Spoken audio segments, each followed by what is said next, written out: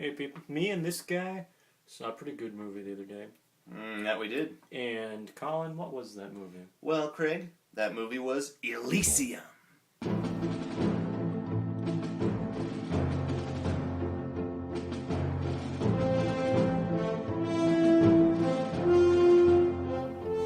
Okay, so in Neil Blomkamp's follow-up to District 9, which is not a sequel to District 9, you definitely wouldn't think that if you saw anything about the movie at all. No. Okay, well, you start off with. So, we've got, Matt Damon. Matt Damon, yeah. Good guy. He's a pal. He's a friend. Yeah, personal friend of ours. Yeah. So Matt Damon, he lives on Earth. His character's name is Max. He lives on Earth. It's kind of a, destroyed, yeah, it's futuristic... pretty much Good Will Hunting 2. Yeah, exactly. But some other reviewer already made that joke, so... So we won't make that joke. But we just did. No, but we didn't. We'll pretend we didn't. Yeah. It's Earth. The year is 2154. It's a big reflection on a class struggle and... It is. Border control and all that illegal immigration. Yeah, a lot of overpopulation. And so, as a result of the overpopulation, all the rich people get to move... Protecting their assets. Yeah, they get to move to the sky and live in a giant circular space station thing called the Elysium. Yes, fans of video games such as Mass Effect or Halo might notice a similarity between the design of Elysium, between certain items and those games. Yeah, we won't mention any names. Sit it down. You got all this crazy stuff going on. Mm-hmm. He lives in L.A., which has gone way downhill. Yeah, it's giant buildings with like weird porch things and lots of poor people that are sick. Mm-hmm. No real police officers. Yeah.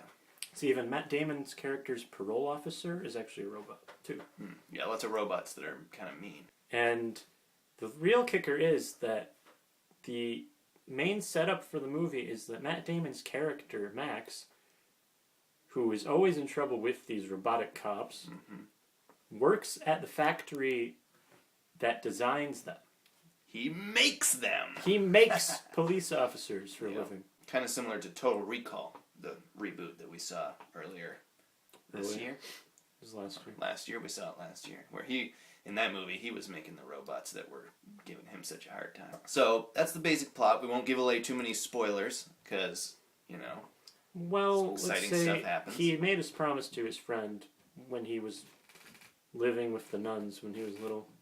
Yeah. And he said that one day I'm going to take us there.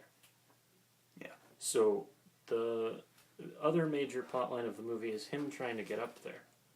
And then events that we're not going to talk about in depth occur, which actually cause him to need to go there. Yeah. And at some point it changes from a personal need to being more of a, everyone need. An everyone need, And Jodie Foster will stop them at any cost.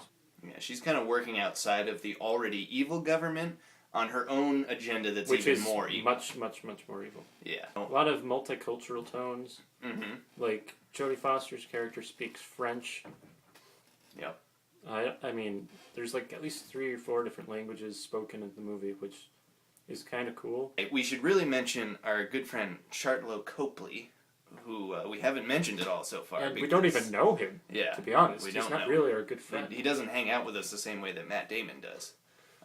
But he plays Kruger, a very, very badass... Sleeper agent. Yeah, sleeper agent, working for our friend Jodie Foster. He's got some like Metal Gear Solid kind of shit going on. And we'll say he pulled this role off so well that we didn't even realize who he was until halfway through the movie. So I made a joke that I thought he was Chuck Norris. Yeah, that's true. That's true. And if you look at this guy, he doesn't look anything like Chuck Norris. But in this movie, you thought he was Chuck Norris. But then we realized halfway through that he is... the guy from Neil Blomkamp's previous and first movie, District 9. Exactly. The main character. Van der Merwe. Yep, Vicus. He's, the kind of innocent main character guy. And in this one, he was a very different role. And he pulled it off quite excellently, because he was a scary dude. I'm not really quite sure how much character development there was there. I mean, there wasn't any, really, because his character right off the bat was this guy. He's unhinged, he's unbalanced, he's Mm-hmm. creepy as hell. Yeah, he kind of just was a bad, don't mess with kind of guy, and he got put in a situation where he could be messed with and do some messing with. One tough mutter. Yeah, So, it's pretty mind-blowing. It's pretty awesome. It's a very pretty, good movie. Definitely worth seeing. In the theaters. 3 thumbs up, 4 thumbs up. We'll give it a 4 thumbs up. 4 thumbs up Yeah. for Elysium. God rest Roger Ebert's soul for that, yeah. Yes. Because, there's only 1 thumb up now that he's not around. That's true. So we'll have to make up the difference.